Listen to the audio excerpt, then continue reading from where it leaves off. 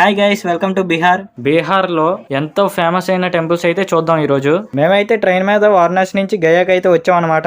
మీకు కావాలంటే ట్రైన్ లేదంటే ప్రైవేట్ బస్సులు అవైలబుల్ గా ఉంటాయి. ఇంకా రైల్వే స్టేషన్ నుంచి బయటికి రాగానే ఆటో అయితే బుక్ చేసుకున్నాం అనమాట. ఆల్రెడీ ఇక్కడ కాస్త స్కామ్స్ ఎక్కువ అనమాట, జాగ్రత్తగా ఉండాలా. ఇంకా ఆటో అయితే మనిషికి 150 3 టెంపుల్స్ తిప్పి మళ్ళీ రైల్వే స్టేషన్ దగ్గర దింపేస్తారు అనమాట. ఫస్ట్ అయితే మంగళగౌరి టెంపుల్ కి అయితే వచ్చాం.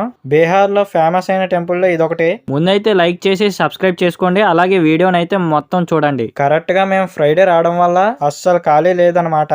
అష్టాదశ శక్తిపీఠాల్లో 16వ శక్తిపీఠం ఈ మంగళగౌరి శక్తిపీఠం. సతీదేవి శరీర భాగాలు పడిన ప్రదేశాల్లో శక్తిపీఠాలు ఏర్పడ్డాయని మీ అందరికీ తెలిసే ఉంటుంది. ఈ ప్రదేశంలో అమ్మవారి వక్ష స్థలం పడిందంట. ఇక్కడ అమ్మవారిని సర్వమంగళాదేవి మంగళగౌరి అని పిలుస్తారు. ఈ ఆలయం చాలా చిన్నగా ఉంటదన్నమాట. ఎంత చిన్నదంటే మీరు నించోడానికి కూడా అవ్వదు, మీరు వంగి ఉండాలా. ఇక్కడ కూడా పూజారులు పనిచేసే వాళ్ళు డబ్బులు పిచ్చోలే. అమ్మవారి విగ్రహం అయితే ఇలా ఉంటది, ముందున ఒక దీపం ఉంటది. అలాగే ఇక్కడ 3 ప్రదర్శనలు అయితే చేయాలన్నమాట. నెక్స్ట్ టెంపుల్ అయితే మహావిష్ణు మొట్టమొదటిగా పాదం మోపిన ప్రదేశం అనమాట. ఇక్కడ ఈ గుళ్ళో ఫేమస్ ఏంటిదంటే ఇక్కడ పిండ ప్రదానం చేస్తే ఆత్మలకు మోక్షం లభిస్తుందని చెప్తారు. అలాగే మహావిష్ణు పాదం అచ్చు అయితే ఉంటది అనమాట. ఆ అచ్చుని తాగితే చేసిన పాపాలన్నీ పోతాయని నమ్ముతారు. ఇక్కడైతే మహావిష్ణు పాదం ఎలా ఉంటది అనమాట. ఇక్కడ కూడా జస్ట్ ఒక 5 నిమిషాల్లో దర్శనం అయితే అయిపోద్ది. నెక్స్ట్ ప్లేస్ అయితే బుద్ధగయ. బుద్ధుడికి జ్ఞానోదయం అయిన ప్లేస్ కి అయితే వెళ్దాం. ఈ మూడిట్లో నాకైతే బుద్ధుడిది చాలా బాగా నచ్చింది అనమాట.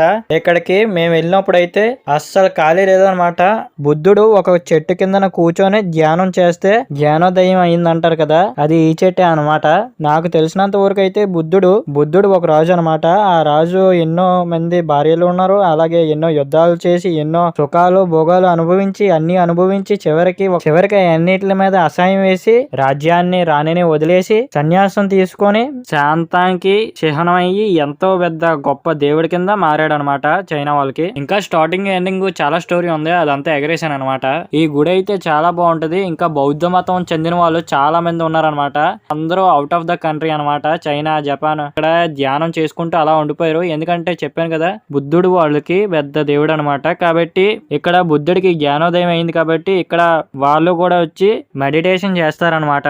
ఈ ప్లేస్ అయితే నాకు చాలా బాగా నచ్చింది. వీడియోకి అయితే లైక్ చేయండి, ఛానల్ అయితే సబ్స్క్రైబ్ చేసుకొని షేర్ చేసి కామెంట్ చేయండి. Hello guys, day 2 at Varanasi. ఈరోజు ఉదయాన్నే 2:30కి లేచి చల్లటి గంగా నీళ్ళు స్నానం చేయాల్సి వచ్చింది. చాలా బాధాకరమైన విషయం. మన ముఖానికి 9 గంటలు లేచి వేడి నీళ్ళు చేయడానికే ఇబ్బంది, అలాంటిది 3 గంటలకి చల్లనీళ్ళు గంగా అనేది సరదా తీరిపోయింది అని వాళ్ళ మీద ఉన్నారు. ఇప్పుడైతే ఖాళీగా ఉంది. ఇంకా వెనకాతలు చూసారా, ఇంకా కొందరు ఉన్నారు. అలా అక్కడక్కడ గ్యాంగ్స్ ఉన్నాయి. మనం ఒకళ్ళే సింగిల్గా తిరుగుతాం. అయితే వరాహి ఘాట్లో అయితే ఉన్నాం అనమాట. మార్నింగ్ వేడి టీతో మొదలెడదాం.